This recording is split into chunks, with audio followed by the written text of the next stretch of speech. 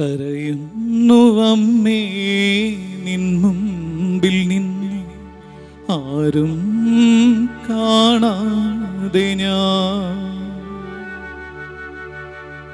കരയുന്നു അമ്മേ നിൻ മുമ്പിൽ നിന്നെ ആരും കാണാതെ ഞാൻ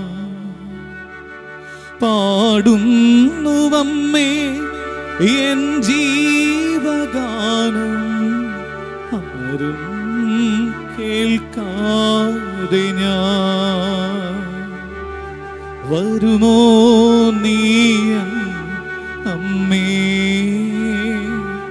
കണ്ണീർ തുടയ്ക്കാൻ നീ വരുമോ? കണ്ണുകളടച്ച് ദൈവമക്കള് കരങ്ങൾ കൂപ്പി ഈ സെഷൻ തുടങ്ങുന്ന ആദ്യ സമയത്ത് തന്നെ പരിശുദ്ധമ്മ വെളിപാട് 21:4 കണ്ണീരൊപ്പുന്ന പരിശുദ്ധ മറിയത്തിന്റെ സാന്ത്വനം അനുഭവിക്കുക. അനേക മക്കൾ കരഞ്ഞിട്ടാണ് ഇന്ന് ഈ ആരാധനയിൽ പങ്കെടുക്കുന്നത്. അച്ഛാ, കഴിഞ്ഞ ദിവസമൊക്കെ ഈ ശുശ്രൂഷ കണ്ട കുറേ മക്കൾ അച്ഛനെ വിളിച്ച് പറയുന്ന കാര്യമുണ്ട്. അച്ഛൻ്റെ അമ്മയുടെ അടുത്തൊന്ന് പറയൂ, പരിശുദ്ധ അമ്മയുടെ അടുത്തൊന്ന് പറയൂ, ഇന്ന പ്രശ്നമുണ്ട് അച്ഛാ, എൻ്റെ മകൻ ഇങ്ങനെ ICUയിൽ മെഡിക്കൽ ICUയിൽ കിടക്കുക, ഇത്ര ദിവസമായെന്നറിയോ?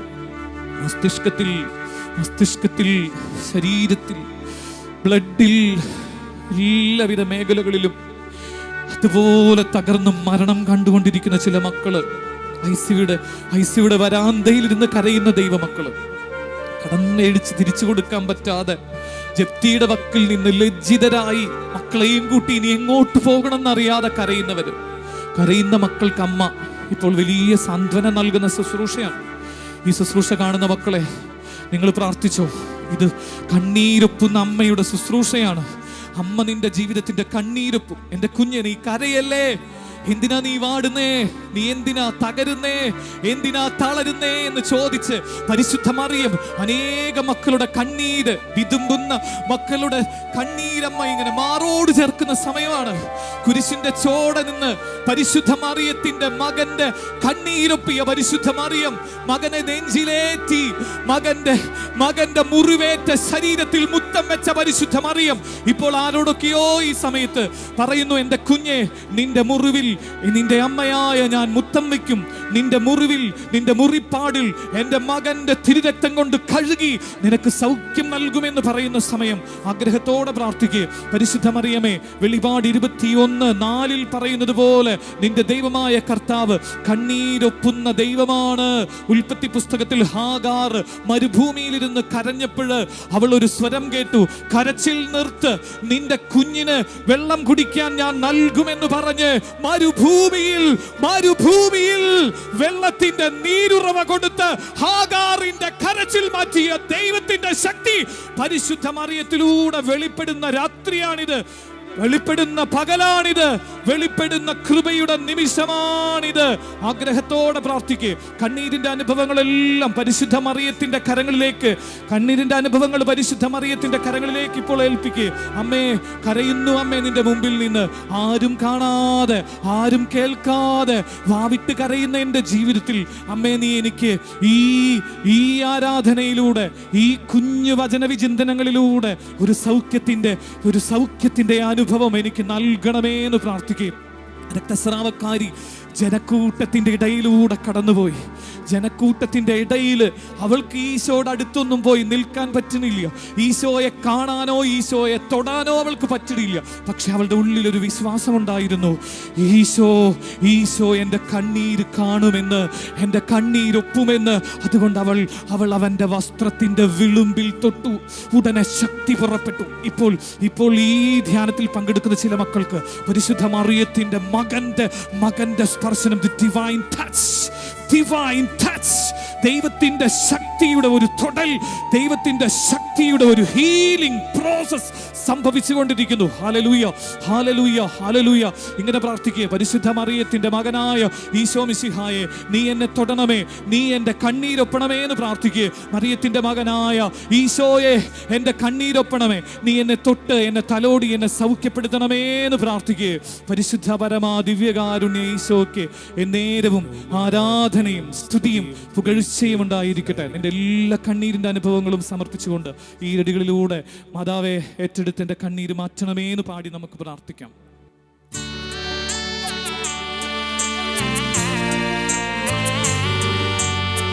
കരയുന്നവരുടെ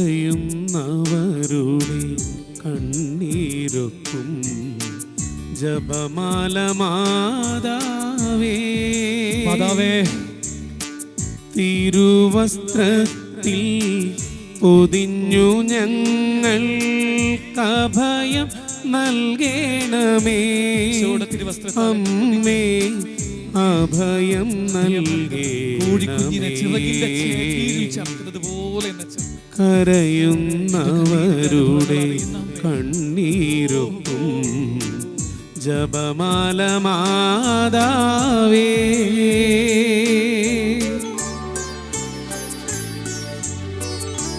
രോഗപീഠകളുടെ മധ്യേ ജീവിതയാതന ഭാരവുമായി തീർത്ഥകർ ഞങ്ങൾ അണയുമ്പോൾ കീഴുവോരാരെയും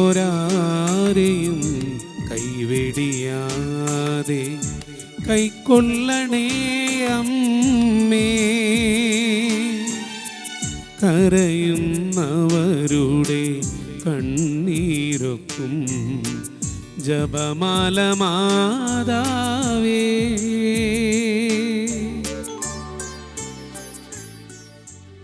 വിശാൽ സ്നേഹമുള്ളവരെ, ശക്തമായി എന്ന് പ്രാർത്ഥിച്ചോ. പരിശുദ്ധ അമ്മ പറയുന്ന ഒരു ബോധ്യം ഇങ്ങനെയാണ്: പ്രാർത്ഥിക്കുന്ന എൻ്റെ മക്കൾക്ക് ഇന്ന് അമ്മ കണ്ണീരൊപ്പും. അത് വിശ്വസിക്കുന്നവരൊരു ഹല്ലേലൂയ പറഞ്ഞേ. ഹല്ലേലൂയ, ഹല്ലേലൂയ, ഹല്ലേലൂയ,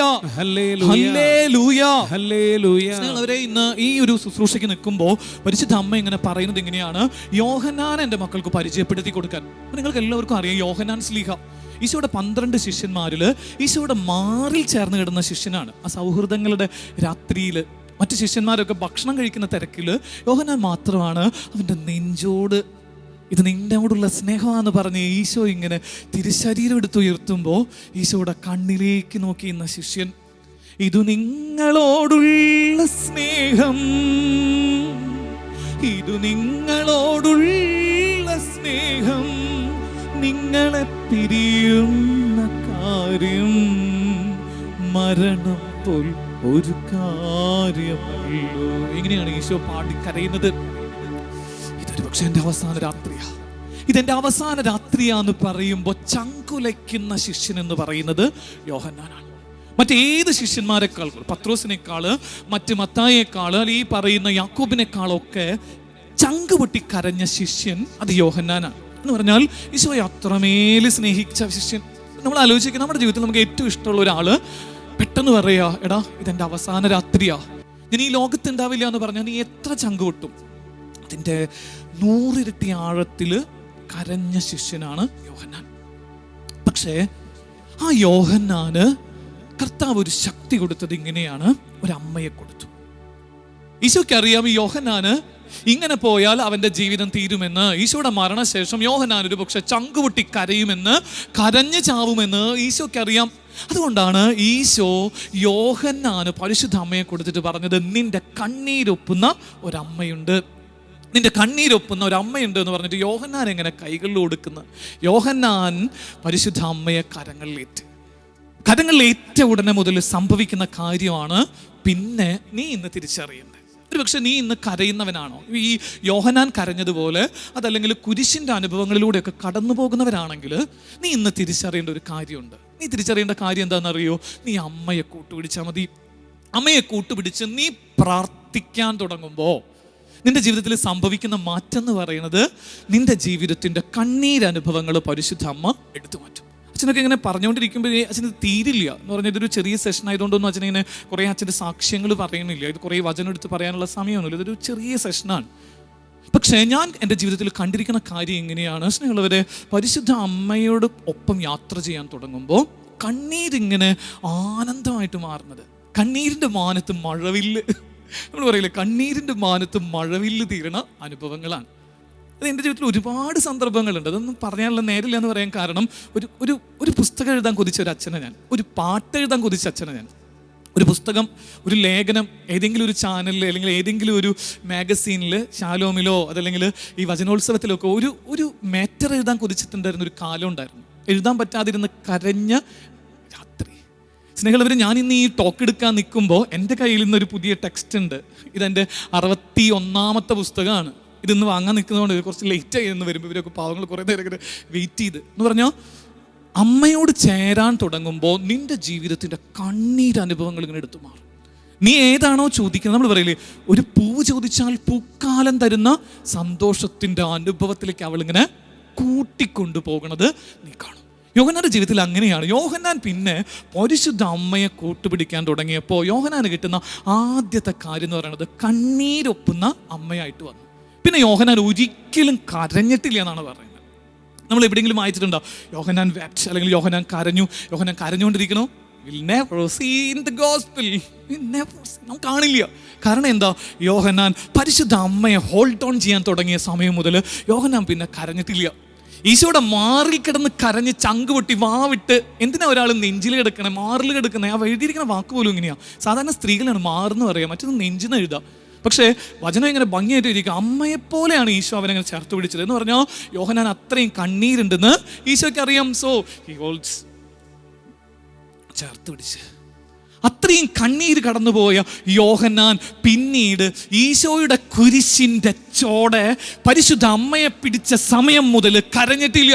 നിങ്ങൾ വെറുതെ ഒരു എക്സാജറേറ്റ് ചെയ്ത് പറയുകയാണെങ്കിൽ പറയാൻ പറ്റുന്നത്, ബാക്കി എല്ലാ ശിഷ്യന്മാർക്കും കിട്ടിയത് ദാരുണമായ മരണമാണ് എന്ന് പറഞ്ഞാൽ പത്രോസിനെ തലകീഴായി കൊന്നു അല്ലെങ്കിൽ മറ്റുള്ളവരെ ശിരച്ഛേദനം ചെയ്തു എന്നൊക്കെ പറയുന്ന സമയത്ത് യോഹന്നാന് മാത്രമാണ് പീസ്ഫുൾ ആയിട്ടുള്ള ഡെത്ത് ഉണ്ടായിട്ടുള്ളൂ. അല്ലേ? നിങ്ങളൊന്ന് വായിച്ചു നോക്കിയും പത്മോസ് ദ്വീപിൽ യോഹന്നാൻ പത്മോസ് ദ്വീപ് നാട് കടത്തി, പക്ഷേ യോഹന്നാൻ ഇതൊന്നും ബാധിച്ചില്ല.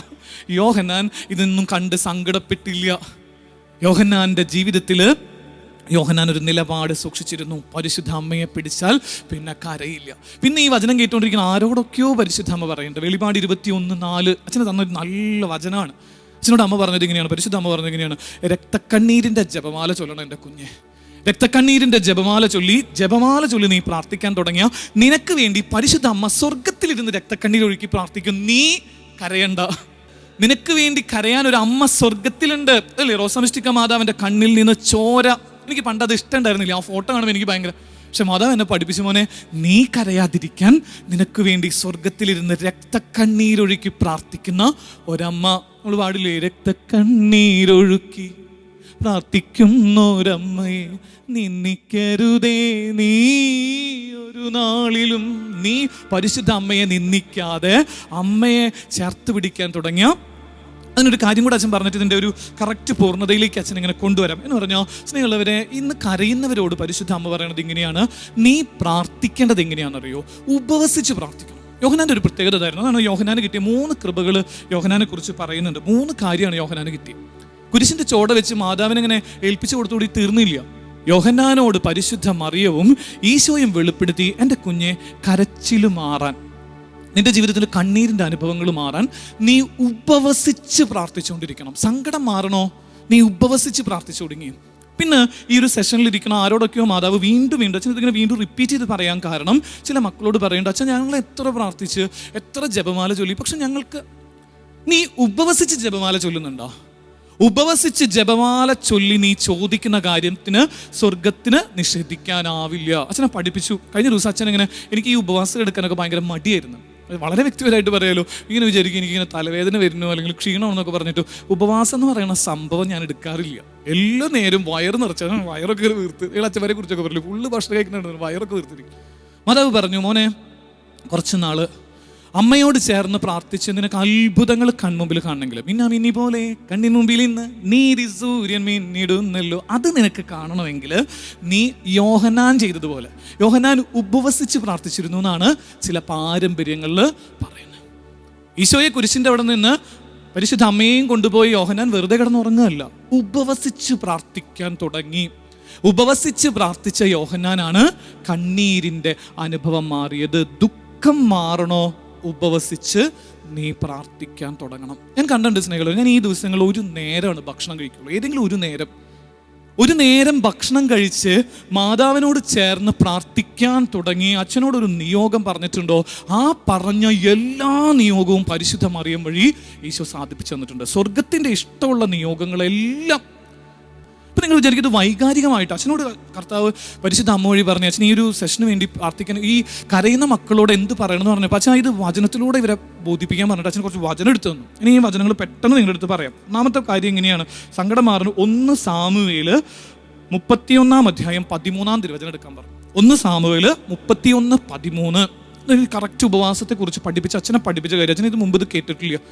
മറ്റൊരു സെഷനിൽ ഇതൊന്നും പറയാനുള്ള സമയമില്ല. വചനം എടുത്ത് പറഞ്ഞ് വ്യാഖ്യാനിക്കാനുള്ള ഒരു സെഷനല്ല. This is a very simple programme. പക്ഷെ മാതാവ് പറഞ്ഞു ഇത് പറയണം. എന്ത് സംഭവം ചോദിച്ചു കഴിഞ്ഞപ്പോൾ അതിൽ എഴുതിയിരിക്കുന്നത് ഇങ്ങനെയാണ്: ഫിലിസ്ത്യർ ഇസ്രായേലിലെല്ലാവരും ഇങ്ങനെ കൊന്നു കളയുന്ന സമയം വന്നു. എല്ലാവരെയും കൊല്ലുക. പ്രത്യേകിച്ച് സാവൂൾ എന്ന് പറയുന്ന ഒരുത്തിനെ കൊന്നു കളഞ്ഞപ്പോൾ അവർക്കിങ്ങനെ സങ്കടം സഹിക്കാൻ വയ്യാണ്ടായി. ഇപ്പം സാവൂൾ മരിച്ചു കഴിഞ്ഞപ്പോൾ സാവൂളിനെ ഇങ്ങനെ ഫിലിസ്തീൻ കൊന്ന് തല വെട്ടി മാറ്റി ഒരു സ്ഥലത്തേക്കും വേറൊരു സ്ഥലത്ത് ബോഡി കൊണ്ടുപോയിട്ട് ഒരു ഭിത്തിയിൽ ഇങ്ങനെ തൂക്കിയിട്ട് നിൽക്കുന്നതും കണ്ട് ഇസ്രായേൽക്കാർ പകച്ചിരിക്കുന്ന സമയത്ത് ദൈവം അവരുടെ മുമ്പിൽ പ്രത്യക്ഷപ്പെട്ടിട്ട് പറഞ്ഞു, എൻ്റെ കുഞ്ഞുങ്ങളെ, നിങ്ങൾ ഉപവസിച്ച് പ്രാർത്ഥിച്ചാൽ ഈ സങ്കടം മാറും. ഉപവസിച്ച് പ്രാർത്ഥിച്ചാൽ നിങ്ങളുടെ ജീവിതത്തിൻ്റെ സങ്കടങ്ങൾ മാറുമെന്ന് പറഞ്ഞ് അവരൊരുമിച്ച് ആ ജനം മുഴുവൻ ഉപവസിച്ച് പ്രാർത്ഥിച്ച ഉടനെ തിരുവചനം എഴുതിയിരിക്കുന്നത് ഇങ്ങനെയാണ്: അവരുടെ ജീവിതത്തിലെ സങ്കടങ്ങളുടെ അനുഭവങ്ങൾ മാറി. പിന്നീട് ഫിലിസ്ത്യരെ തോൽപ്പിക്കാൻ പിന്നീടുള്ള അടുത്ത സംഭവങ്ങൾ നമ്മൾ കാണുന്നുണ്ട്. ആരോടൊക്കെ യുദ്ധം ചെയ്യണോ അവരുടെ മുമ്പിലൊക്കെ യുദ്ധം ചെയ്ത് വിജയിക്കാനുള്ള കണ്ണീരിൻ്റെ അനുഭവങ്ങൾ കർത്താവ് മാറ്റിക്കൊടുക്കുന്നത് കാണുന്നുണ്ട്. ജപമാല രാജ്ഞി എന്ന് പറയുന്ന ഈ പ്രോഗ്രാമിലൂടെ കടന്നു പോകുന്നവർ തീരുമാനിക്കുക, ഇനിയുള്ള ദിവസം 31 തീയതി വരെ ഉപവസിച്ച് നീ പ്രാർത്ഥിച്ചു. 31 തീയതി നമുക്ക് ഇനി ലാസ്റ്റ് സെഷനുകളൊക്കെ 1 മണിക്കൂറുള്ള വീഡിയോ എന്ന് പറഞ്ഞു. 1 മണിക്കൂർ നമ്മുടെ വൈദികരോട് ചേർന്ന് നിങ്ങൾ ധ്യാനം കഴിഞ്ഞ് ഈ പ്രോഗ്രാം കഴിഞ്ഞ് ഭക്ഷണം കഴിക്കുള്ളൂ എന്ന് ഒരു തീരുമാനം എടുത്തേ. അച്ഛൻ പറയാം 31 തീയതി മാതാവ് ഇങ്ങനെ വന്ന് നമ്മളുടെ ജീവിതത്തിൽ ഇങ്ങനെ ഇടപെടുന്നത് നിങ്ങളുടെ ഇങ്ങനെ കൺമുമ്പിൽ ഇങ്ങനെ കാണും. മനതാരിൻ്റെ സംഗീതമായി മനസ്സിൽ മഞ്ഞ് പെയ്യും പോലെ മാതാവായി നീ കൂടെ നിന്നാൽ ജീവിതം ആനന്ദദായകമാകും, നൊമ്പരം മേഘം പോലെ മാഞ്ഞു പോകും. അച്ഛന് തന്ന മാതാവ് എന്ന പാട്ടാണ്. മനസ്സിൽ മഞ്ഞ് പെയ്യും പോലെ മാതാവായി നീ കൂടെ നിന്നാൽ ജീവിതം ആനന്ദ സാഗരമാകും, നൊമ്പരം മേഘം പോലെ മാഞ്ഞു പോകും. നൊമ്പരങ്ങളില്ല സ്നേഹമുള്ളവരെ, നൊമ്പരങ്ങളില്ല. നീ കരഞ്ഞു മടുത്തില്ലേ? കരയാത്ത ഏത് ദിവസം നിന്റെ ജീവിതത്തിലുള്ളത്? ഒരുപക്ഷെ നീ മറ്റുള്ളവർ കാണുമ്പോൾ കരയുന്നുണ്ടാവില്ല, പക്ഷെ നീ കരഞ്ഞിട്ടില്ലേ? കരഞ്ഞുകൊണ്ടിരിക്കണില്ലേ? ഇന്ന് കരച്ചിൽ നിർത്ത്. പരിശുദ്ധ അമ്മ പറയണത് നീ ഉപവസിച്ച് പ്രാർത്ഥിച്ചാൽ നിന്റെ കണ്ണീരിൻ്റെ അനുഭവം മാറും. 2, നിന്റെ ശിക്ഷയിൽ നിന്ന് നിന്നെ രക്ഷിക്കും. ശിക്ഷകളുണ്ടോ? ഇപ്പം യോഹന്നാൻ്റെ ജീവിതത്തിൽ ഒരു ശിക്ഷ ഉണ്ടായില്ല, രക്ഷയുടെ അനുഭവമായിരുന്നു എന്ന് പറയുന്നത്. അതിൻ്റെ കാരണം യോഹന്നാൻ സ്ലീഹ. ഇപ്പം നിങ്ങൾക്കറിയാം, ചിലപ്പോൾ നമ്മളൊക്കെ പൂർവികമായ ഏതെങ്കിലും ശിക്ഷയിലൂടെ കടന്ന് അല്ലെങ്കിൽ ഏതെങ്കിലും പൂർവികമായ ശാപങ്ങളുണ്ടെന്ന് പറയുന്നവർ, അതിൽ കഴിഞ്ഞ നാളുകളിൽ എന്തെങ്കിലുമൊക്കെ നിങ്ങൾ പാപം ചെയ്തിട്ടുണ്ടെങ്കിൽ നിങ്ങൾ ഉപവസിച്ച് നിങ്ങൾ പ്രാർത്ഥിച്ച് കഴിഞ്ഞ് നിങ്ങൾ ജപമാല ചൊല്ലിക്കഴിഞ്ഞാൽ ഈ ശിക്ഷയിൽ നിന്ന് നീ രക്ഷ നേടും. ശിക്ഷയിൽ നിന്ന് രക്ഷ നേടി എന്താ സംഭവിക്കുക? പിന്നെ രക്ഷയാണ്. ശിക്ഷയിൽ നിന്ന് രക്ഷ നേടുന്നവൻ്റെ ജീവിതത്തിൽ ദൈവിക രക്ഷ ഇങ്ങനെ നിറയുന്നത് നീ കാണും. അച്ഛനോട് തിരുവചനം എടുക്കാൻ പറഞ്ഞത് ഇങ്ങനെയാണ്. രാജാക്കന്മാരുടെ പുസ്തകം 1 രാജാക്കന്മാർ 21-27. അതിലിങ്ങനെ ഒരു കഥാപാത്രമുണ്ട്, ആഹാബ് എന്നാണ്. ആഹാബ് ഒത്തിരി തെറ്റ് ചെയ്യുന്ന ആളാണ്. എന്ന് പറഞ്ഞാൽ ഈ ആഹാബ് അദ്ദേഹത്തിൻ്റെ ഭാര്യ ജസബൽ പറയണത് കേട്ട് കുറേ തോന്നിവാസങ്ങൾ ചെയ്തു. ഏലിയക്കെതിരെ തിരിഞ്ഞു, നാട്ടുകാർക്കെതിരെ ഒക്കെ തിരിഞ്ഞ മനുഷ്യനാണ്. പക്ഷേ ആഹാബിൻ്റെ അടുത്ത് ഒരു ദിവസം ദൈവം പ്രത്യക്ഷപ്പെട്ടിട്ട് പറഞ്ഞു, നിന്റെ ജീവിതത്തിൽ ഇനി ശിക്ഷയില്ലാതിരിക്കണോ? ഉപവസിച്ച് നീ പ്രാർത്ഥിക്കുക. ആഹാബ് ചെയ്യുന്നത് ഇങ്ങനെയാണ്. അന്ന് അവൻ വസ്ത്രം കീറി ദൈവത്തിൻ്റെ മുമ്പിൽ ഉപവാസം പ്രഖ്യാപിച്ച് പ്രാർത്ഥിക്കാൻ തുടങ്ങിയപ്പോൾ പിന്നീട് വചനം എഴുതിയിരിക്കുന്നത് എന്താണെന്നറിയോ? ആഹാബേ, ഇനി നീ ശിക്ഷിക്കപ്പെടുകയില്ല. നിന്റെ അടുത്ത തലമുറ ഒരു പക്ഷെ ശിക്ഷിക്കപ്പെടും. അവർ പാപം ചെയ്താൽ അവർ ശിക്ഷിക്കപ്പെടും. But you will never punish. നീ ഒരിക്കലും പണിഷ് ചെയ്യപ്പെടുകയില്ല. കാരണം നീ ഉപവസിച്ച് പ്രാർത്ഥിക്കുന്നവനാണ്. അപ്പം അതുകൊണ്ട് സ്നേഹമുള്ളവരെ, നീ അതങ്ങനെ പ്രാർത്ഥിക്കണം. നമുക്ക് മൂന്നാമത്തെ കാര്യം ഇങ്ങനെയാണ്. ഭാവി കാര്യങ്ങൾ നിനക്ക് ചെയ്യാൻ പറ്റും. ഭാവി കാര്യങ്ങൾ എന്താണെന്നുള്ളത് ഒരു തീരുമാനം എടുക്കാനുള്ള ഒരു ശക്തി സ്നേഹമുള്ളവരെ നിനക്ക് കിട്ടും. ഇപ്പോൾ ഭാവിയിൽ എന്തൊക്കെ സംഭവിക്കണം ആഗ്രഹിക്കുന്നവർ, ഇപ്പോൾ നമ്മൾ നല്ലൊരു ബിസിനസ് തുടങ്ങാൻ പോകുന്നവർ, അല്ലെങ്കിൽ വേറെ ഏതെങ്കിലും കാര്യങ്ങളൊക്കെ സ്പെഷ്യലായിട്ട് ചെയ്യാൻ ആഗ്രഹിക്കുന്നവർ എന്ത് ചെയ്യണം? ഒരു 3 ദിവസം അല്ലെങ്കിൽ 7 ദിവസം ഫാസ്റ്റ് ചെയ്യണം. 7 ദിവസം നീ ഉപവസിച്ച് ജപമാല ചൊല്ലാൻ തീരുമാനിക്കുക. കയ്യിൽ ജപമാല എടുത്ത് രാവിലെ മുതൽ രാത്രി വരെ ജപമാല ചൊല്ല്. 7 ദിവസം നീ അങ്ങനെ പ്രാർത്ഥിച്ചാൽ 7ാമത്തെ ദിവസം നീ പ്രാർത്ഥിച്ചത് എന്താണോ അതിന് കൃത്യം ഡിസിഷൻ നിന്റെ ജീവിതത്തിൽ കിട്ടും. നീ എന്ത് കാര്യം പ്രാർത്ഥിച്ചോ, ഞാനൊരു അച്ഛനായിട്ട് നിൽക്കുമ്പോൾ എനിക്ക് തോന്നാറുണ്ട്, ഉപവസിച്ച് പ്രാർത്ഥിച്ച് ജപമാല ചൊല്ലി എടുക്കുന്ന ഒരു ഡിസിഷനും പാളിപ്പോവാറില്ല. ഒരു ഡിസിഷനും. ഞാനൊരു പുസ്തകം എഴുതുമ്പോൾ ആകെ ചെയ്യുന്ന കാര്യം 7 ദിനരാത്രങ്ങൾ ഉപവസിക്കും. 7 ദിവസങ്ങൾ പ്രാർത്ഥിച്ച് ഉപവസിച്ച് ഈ കൈകളിൽ നിന്ന് ഈ ജപമാല മാറ്റാതെ ഇതിങ്ങനെ പിടിക്കും. ഇത് വിടില്ല. കുളിക്കുമ്പോൾ പോലും ഞാനിങ്ങനെ എൻ്റെ നെഞ്ചിൽ ഇത് ചേർത്തിട്ടിട്ട് കുളിക്കുള്ളൂ. ജപമാല കളയാതെ 7 ദിവസം ഉപവസിച്ച് പ്രാർത്ഥിച്ച് 7ാമത്തെ ദിവസം കഴിയുമ്പോൾ പുതിയത് എഴുതാനുള്ള എല്ലാ വിഷയത്തിൻ്റെ മാറ്ററും ഇങ്ങനെ കിട്ടും. വേറെ ഒന്നും വേണ്ടെന്നേ, വേറെ കുറേ സമയങ്ങളൊന്നും ഒന്നിൻ്റെ പിന്നാലെ പോകണ്ട. ഇപ്പം ഞാൻ വിചാരിക്കാറുണ്ട് ഇങ്ങനെ പ്രോഗ്രാമൊക്കെ എടുക്കാൻ ഞാൻ വിഷയങ്ങളെ എടുക്കാറില്ല. കാരണം എനിക്ക് വിഷയം എടുത്താൽ ടെൻഷനാണ്. അതാ പറഞ്ഞിരിക്കുന്നത്, നീ ജപമാല ചൊല്ലി ഉപവസിച്ച് പ്രാർത്ഥിച്ചതിന് ശേഷം ഭക്ഷണം, ഭാവിയിൽ നീ എടുക്കുന്ന തീരുമാനങ്ങളെ പരിശുദ്ധ അമ്മ ക്രമീകരിക്കും. അതിനൊരു ദൈവിക വചനമുണ്ട്, ശരിക്കും നിങ്ങൾ ആ ഭാഗം ഒന്ന് വായിക്കണം. അത് ന്യായാധിപന്മാരുടെ പുസ്തകം 20-ാം അധ്യായം 26-ാം തിരുവചനമാണ്. എന്ന് പറഞ്ഞാൽ 2 സമയത്ത് തോറ്റവര്, 2 സമയത്ത് തോറ്റവരാണ്. ബെഞ്ചമിൻ ഗോത്രത്തിന്റെ മുമ്പിൽ തോറ്റ മനുഷ്യര്, പക്ഷേ അവർ ദൈവത്തോട് ചേർന്ന് ഉപവസിച്ച് അവർ പ്രാർത്ഥിച്ചപ്പോൾ 3ാമത്തെ വട്ടം യുദ്ധം ചെയ്തപ്പോൾ 18,000 പേര് തോറ്റതിന് പകരം 25,000 പേരെ തോൽപ്പിക്കാനുള്ള കൃപ കിട്ടുകയാണെന്ന് പറഞ്ഞാൽ ഭാവി കാര്യങ്ങൾ. പ്രത്യേകം 4ാമത്തെ കാര്യം ഇങ്ങനെയാണ്, നമ്മുടെ സമയത്തിന്റെ പരിധിയുടെ പേരിൽ നമുക്കിങ്ങനെയാണ് ദൈവാനുഭവത്തിന്റെ ഒരു സമൃദ്ധി. യോഹന്നാൻ കണ്ടത് അതല്ലേ, സ്വർഗം തുറക്കപ്പെടുന്നത്, മാലാഖമാര് വിരുന്ന് വരുന്നതൊക്കെ യോഹന്നാൻ കണ്ടു. ഈ വചനം കേട്ടുകൊണ്ടിരിക്കുന്ന, തുടർന്ന് നമ്മൾ ആരാധനയിലേക്കൊക്കെ പ്രവേശിക്കുന്ന ഈ സമയത്ത് നിങ്ങൾ ഈ 4 കാര്യത്തിന് വേണ്ടി ഉപവസിച്ച് ജപമാല ചൊല്ലി പ്രാർത്ഥിക്കാൻ തുടങ്ങണം. അമ്മ ഇടപെടും. കണ്ണീരിൻ്റെ അനുഭവങ്ങൾ ഇന്ന് അതെടുത്തു മാറ്റും. ഇത് നിങ്ങൾ പറ്റുകയാണെങ്കിൽ ഈ 33 ദിവസം പറ്റുകയാണെങ്കിൽ രക്തക്കണ്ണീരിൻ്റെ ജപമാലയും ഈ ജപമാലയും മുടങ്ങാതെ ചൊല്ലുക. ഒരു നേരം ഭക്ഷണം കഴിച്ച് നിങ്ങളുടെ നിയോഗം സമർപ്പിച്ച് പ്രാർത്ഥിച്ചോ. ദൈവം നിന്റെ കണ്ണീര് മാറ്റി കണ്ണീരിൻ്റെ മാനത്തിങ്ങനെ ദൈവത്തിൻ്റെ അഭിഷേകത്തിൻ്റെ ഒരു അനുഭവത്തിലൂടെ നീ കടന്നു പോകും. പ്രാർത്ഥിക്കാം. ആമേൻ.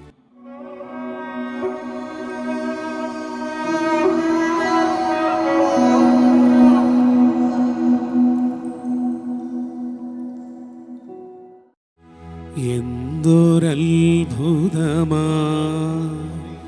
ഇതെന്തൊരത്ഭുതമാ, ദൈവമെൻ അരികിലായി അൾത്താരയിൽ. എന്തൊരത്ഭുതമാ, എല്ലാവരും ചേർന്ന് പാടി. ഇതെന്തൊരത്ഭുതമാ, ദൈവമെൻ അരികിലായി അൾത്താരയിൽ. ആരാധന മാത്രമേ പാടാനുള്ളൂ. ആരാധന മാത്രമേ പാടാനുള്ളൂ. എല്ലാവരും ആഗ്രഹിച്ചു പാടി. ആരാധന മാത്രമേ, നന്ദി മാത്രമേ ഇന്നും പറയാനുള്ളൂ. ആരാധന മാത്രമേ പാടാനുള്ളൂ. എല്ലാവരും ചേർന്ന് പാടാം. ആരാധന മാത്രമേ പാടാനുള്ളൂ, നന്ദി മാത്രമേ ഇന്നും പറയാനുള്ളൂ. പരിശുദ്ധ പരമാ ദിവ്യ കാരുണ്യത്തിന് എന്നേരവും ആരാധനയും സ്തുതിയും പുകഴ്ചയും ഉണ്ടായിരിക്കട്ടെ. പരിശുദ്ധ പരമാ ദിവ്യ കാരുണ്യത്തിന് എന്നേരവും ആരാധനയും സ്തുതിയും പുകഴ്ചയും ഉണ്ടായിരിക്കട്ടെ. പരിശുദ്ധ പരമാ ദിവ്യ കാരുണ്യത്തിന് എന്നേരവും ആരാധനയും സ്തുതിയും പുകഴ്ചയും ഉണ്ടായിരിക്കട്ടെ. നിന്റെ നിരവധിയായ പാപങ്ങൾ ക്ഷമിച്ചിരിക്കുന്നു. അതിനുശേഷമാണ് കർത്താവ് സൗഖ്യം കൊടുത്തത്. ഇതൊരു വലിയൊരു പ്രത്യേകതയാണ്. സ്നേഹമുള്ളവരെ, പരിശുദ്ധ അമ്മയോട് ചേർന്ന് ജപമാല ചൊല്ലി അമ്മയുടെ വചനങ്ങൾ കേട്ട് ഈ ആരാധനയിൽ നിൽക്കുന്ന നമ്മളോട് ദിവ്യകാരുണ്യ ഈശോ പറയുന്നത് ഇങ്ങനെയാണ്: എൻ്റെ കുഞ്ഞെ, നിന്റെ ജീവിതത്തിൽ ഏതെങ്കിലും പാപത്തിന്റെ മാലിന്യം ഉണ്ടെങ്കിൽ എനിക്ക് ഇടപെടാൻ പറ്റില്ല. പരിശുദ്ധ അമ്മ പറയുന്നത് ഇങ്ങനെയാണ്: എൻ്റെ മക്കളെ, നിങ്ങൾ എൻ്റെ മകൻ്റെ കൂടെ യാത്ര ചെയ്യണം. നിങ്ങൾ ഏതെങ്കിലും പാപകരമായ വഴികളുണ്ടെങ്കിൽ, പ്രത്യേകിച്ച് നിങ്ങളുടെ ജീവിതത്തിൽ ശത്രുതയുണ്ടെങ്കിൽ, ഒന്ന് ആലോചിച്ച് നോക്കുക. എന്തെങ്കിലുമൊക്കെ ശത്രുതയോടുകൂടെ ജീവിക്കുന്ന വ്യക്തികൾ ഇനി ഈ ആരാധനയിൽ നന്നായി പ്രാർത്ഥിച്ചോ. കർത്താവിന്റെ വചനം പറയുന്നത് ഇങ്ങനെയാണ്. ജെറമ്യയുടെ പുസ്തകം 18-ാം അധ്യായം 12 മുതലുള്ള തിരുവചനങ്ങളിലൊക്കെ ഭംഗിയായിട്ട് എഴുതിയിരിക്കുന്നത്, ഓരോരുത്തരും അവനവന്റെ ദുർമാർഗങ്ങളിൽ നിന്ന് പിന്തിരിയട്ടെ. ദുർമാർഗങ്ങൾ എന്താണ്? ദുർമാർഗങ്ങൾ അത് മറ്റുള്ളവരോടുള്ള ശത്രുതയാണ്. ഏതെങ്കിലുമൊക്കെ ശത്രുതയിലുണ്ടെങ്കിൽ, നമ്മൾ ഇന്ന് വചനത്തിലൊക്കെ കേട്ടത് ഇങ്ങനെയാണ്: പരിശുദ്ധ അമ്മ എല്ലാവരെയും സ്നേഹിച്ചു, സ്നേഹിച്ചു. നിങ്ങളോടുള്ള സ്നേഹമാണ്. സ്നേഹത്തിന് ഇത്രയും ആഴം. അത് പരിശുദ്ധ അമ്മ ഈശോയെ അങ്ങനെ സ്നേഹിച്ചപ്പോഴാണ് ഈശോയുടെ കൃപയാൽ പരിശുദ്ധ അമ്മ നിറഞ്ഞത്. എന്നിട്ട് അമ്മ പറയാണ്, എൻ്റെ മക്കളെ നിങ്ങൾ സ്നേഹിക്കണം. അമ്മയായ എന്നോടൊപ്പം എൻ്റെ ഈശോയെ ആരാധിച്ചാൽ അമ്മ മേരിക്കൊപ്പം നിങ്ങൾ ആരാധിക്കുമ്പോൾ, നിങ്ങൾ ആരാധിച്ചു കഴിയുമ്പോൾ, സ്നേഹിച്ചു കഴിയുമ്പോൾ നിങ്ങൾ ദുർമാർഗങ്ങളിൽ നിന്ന് മാറിക്കഴിഞ്ഞാൽ അപ്പോൾ അത്ഭുതങ്ങൾ സംഭവിക്കും. അപ്പോൾ നമുക്ക് ഈ സമയത്ത് നാളെയൊക്കെ നമ്മൾ ഇനി പ്രത്യേകിച്ച് ഇങ്ങനെ അത്ഭുതങ്ങൾ നിറയാൻ പോവാം. നമ്മൾ ഈ ശുശ്രൂഷയിൽ കാണുന്ന മക്കൾ കമന്റ് ബോക്സിൽ രേഖപ്പെടുത്തും, എൻ്റെ പരിശുദ്ധ അമ്മ വഴി എൻ്റെ ഈശോ ആരാധനയുടെ സമയത്ത് അത്ഭുതം ചെയ്തു. അത് എഴുതും, അത് നിങ്ങൾ വായിക്കണം എന്ന് പറഞ്ഞാൽ നിങ്ങൾ എഴുതും, നിങ്ങൾ അത് വായിക്കത്തക്ക രീതിയിൽ നിങ്ങളുടെ ജീവിതത്തിൽ പ്രവർത്തിക്കും. അതിനൊരു കാര്യമുണ്ട്, ആരോടെങ്കിലും ക്ഷമിക്കാത്ത അനുഭവങ്ങൾ. അതിപ്പോൾ ഒന്ന് മനസ്സിലോർത്തേയും ഒന്ന് കണ്ണടച്ച എല്ലാ ദൈവമക്കളും എല്ലാവരെയും കുരിശിൻ്റെ അവിടേക്ക് നിങ്ങളെ വേദനിപ്പിച്ച വ്യക്തിനെ ഒന്ന് കൂട്ടിക്കൊണ്ടുപോ. കുരിശിൻ്റെ ചോട് ആ വ്യക്തിയെ കൊണ്ടു നിർത്ത്.